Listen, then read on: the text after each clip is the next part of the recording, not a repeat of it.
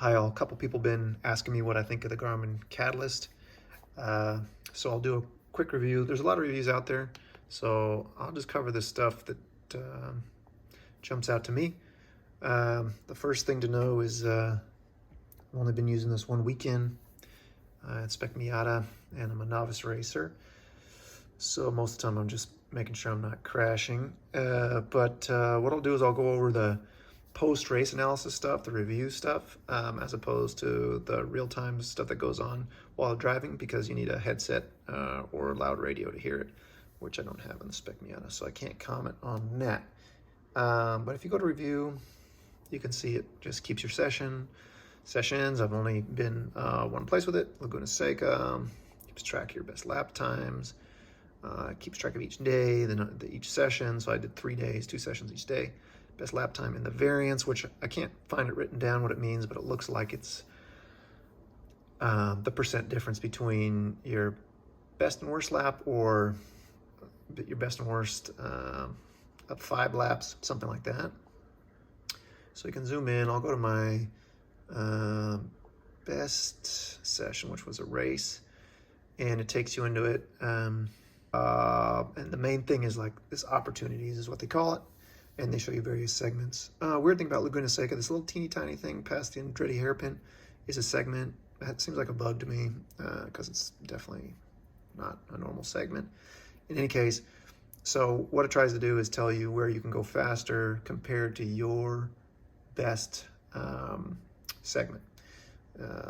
So you can jump into the opportunities, and it tells me, so we're looking at, let's see, where is this? So that's turn 5, turn 6. So the terrifying left-hander as you're coming up towards the corkscrew. So what does it tell me? It says optimum line 7 feet longer than your average line. I'm not sure that helps me. What I do know is that it says I can save 0.37 seconds between optimal and average. Yeah, so that's a lot. So we should figure out how to do that consistently. What I do like here on this side is this speed graph. So clearly I carried more speed through the entire section except for the very beginning, which to me tells me I did less braking. So that's good to know. Let's go see if the braking tab says something similar. It's a little confusing. It says I braked 3 feet earlier, which is really nothing, but softer by 8%, almost 10% softer. So I think that makes sense to me. So this little thing down here shows you, side by side of when you did braking, which 3 feet, it's not going to really show you a difference at all. And then this graph, which has, it's kind of cool looking, but is it helpful? I guess. Like if you could zoom into it or something, kind of can zoom into it. It says I entered faster, that's good. I left faster, well, that's good too. All right, but the less braking so far is the only real takeaway. Apex, you achieved your fastest time when you turned in earlier and apexed later. That's hard for me to get my head around, but okay. And then these little dots here kind of show you supposedly what the apex. Yeah, so like, I don't know why they're using these triangles, but I don't know. It'd be better if they just use like arrows or something. Anyway, I don't know what that means. So far my takeaway is brake less. And carry more speed, obviously. And then speed kind of just tells you that you're out of power. Back later. I think it's telling me what we already knew, which is that I carried a lot more speed, which means I did less braking. So I guess the takeaway for this opportunity really is when coming into turn 6, don't overslow. All right, so that, that's something I can get my head around. So the next opportunity is turn 2, the Andretti hairpin. It says optimal line is 3 feet longer than your average line. Okay, that's not much. Then, all right, what is it? So for speed, okay, I can see over here this little blip in braking, or what is that? Is that more negative G's would be more braking? Okay, yeah. So I broke harder here in this one. Speed differential doesn't look like it shows, but it's telling me it's 0.3 seconds, so that's big. So I need to pay attention to that. So what is braking telling me? Okay, let's see. Can I zoom in? Yeah. So it tells me I broke about the same place, but harder by 6% and shorter by 0.8 seconds. 0.8 seconds. That's a long time. So anyway, I think what it's telling me is brake about the same point, harder, get off the brakes earlier, which makes sense for this turn. Okay, does the apex tell me anything? Again, these goofy triangles, I just don't understand why they would do this. But I think they look the same-ish. Speed, this view to me is not useful.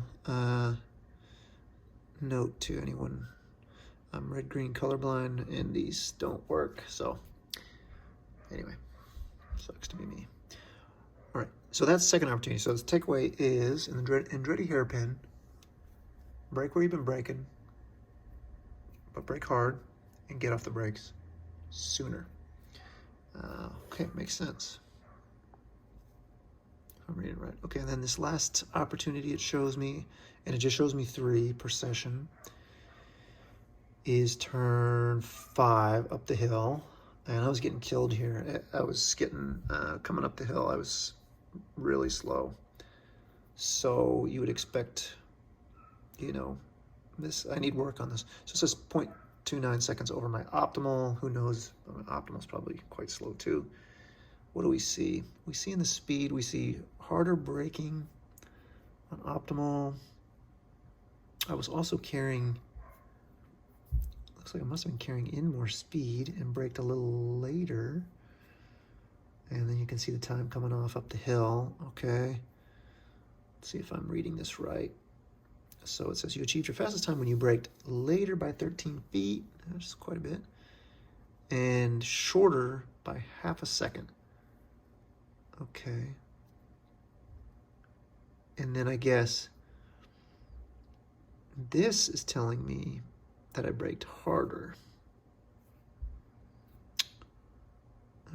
Okay, let's see the side by side. So this I like. So I started braking before the 3 board on average, but I can't see the 3 board if I look at that white spot on the wall.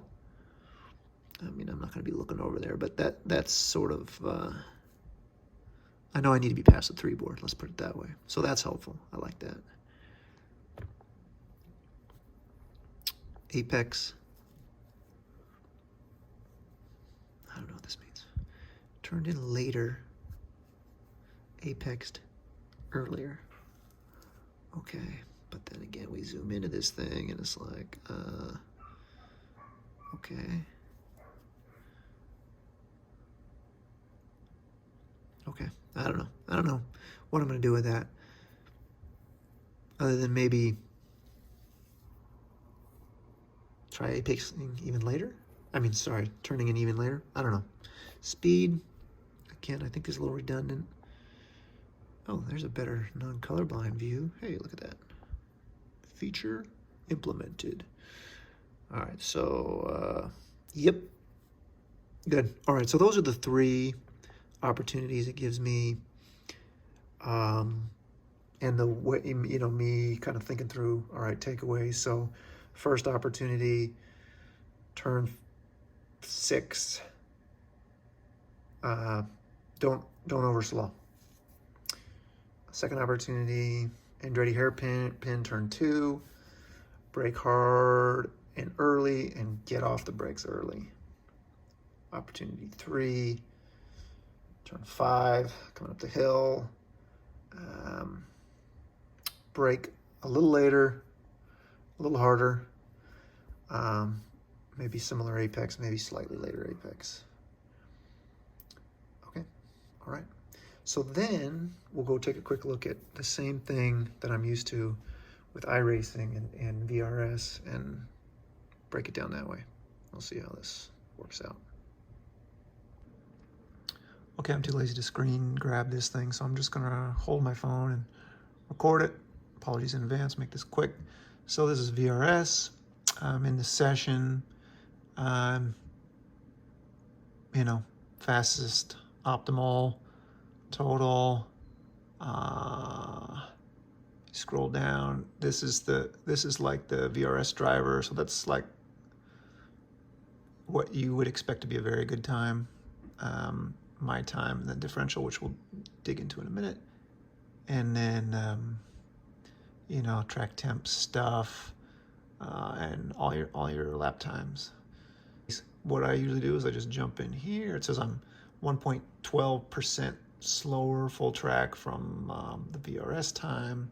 So now somebody who's a better driver than me has recorded their stuff, and I've recorded my stuff, and it's comparing them side by side, turn by turn. So whereas Catalyst breaks it into segments, which roughly goes to turns, at least at Laguna Seca, we'll have to see elsewhere.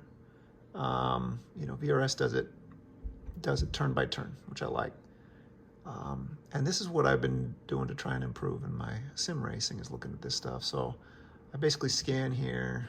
Again, I can see I have a full second for the lap, and then I look for the big deltas here. So I'm pretty good in turn 1, 2, 3, 4, 5. I'm almost 2/10 off. 6 is okay.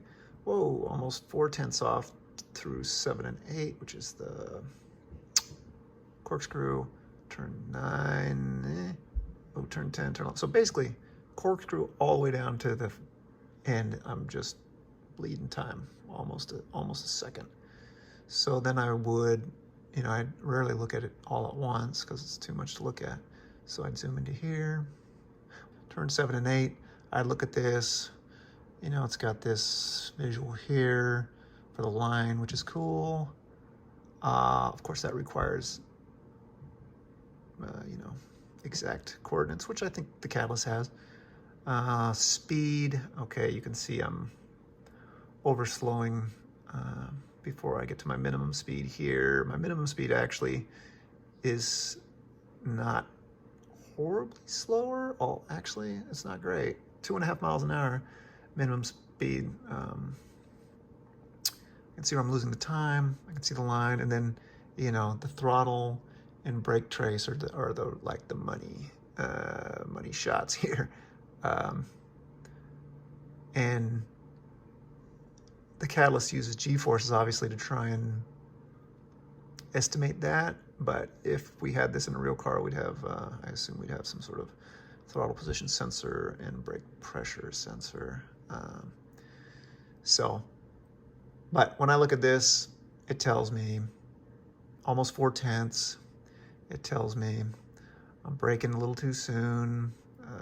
These are, looks like, or sorry, letting off the gas a little too soon, braking a little too soon. This is blipping the throttle. And then, you know, for me, it's obvious, like here, this is bad news right here. And you can see the time loss starts right about there. So as far as like how I anchor that to something visual, I go into this view, and we're playing, but if I just, I can again look down at the bottom here, and my point here, and I can just click it. All right, where's this guy braking? So he can see the 3 board, whereas I am here. So, you know, I can brake a little closer to the 3 board. I can give it a little more brake pressure. I'm sort of steady and then drop. He's trailing off a bit more through here.